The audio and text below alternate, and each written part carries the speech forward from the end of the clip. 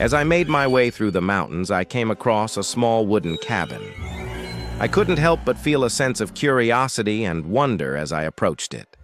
The cabin was nestled amidst towering trees, and its roof was covered with a thick layer of snow, making it look like something out of a fairy tale.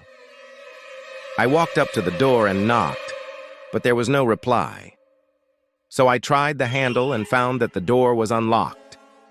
As I stepped inside, I noticed that the air was warm, as if someone had just been there. A pot of tea steamed on the table, and a fire crackled merrily in the hearth. It felt like an invitation to stay a while and relax.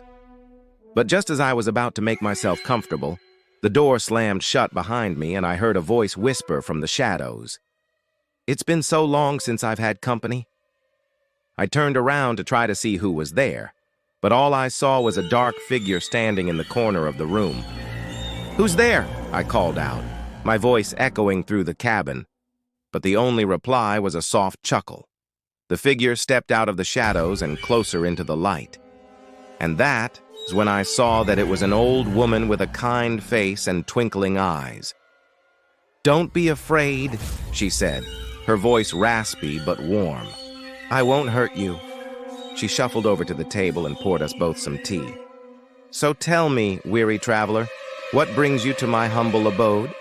I told her that I was just hiking in the mountains and came across the cabin. She nodded understandingly. "Many people come across my cabin," she said, "but few are brave enough to enter.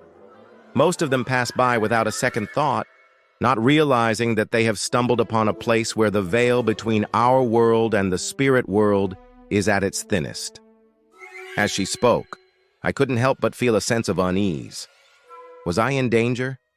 Was this old woman a witch? Had I made a terrible mistake by coming to this cabin?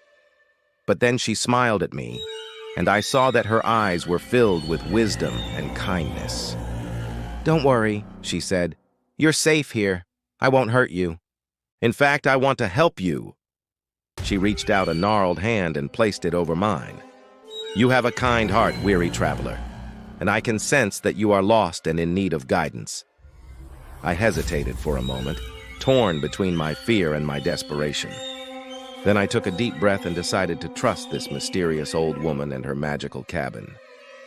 Maybe she could help me find my way back to the village, and maybe, just maybe, she could help me find my way back to myself.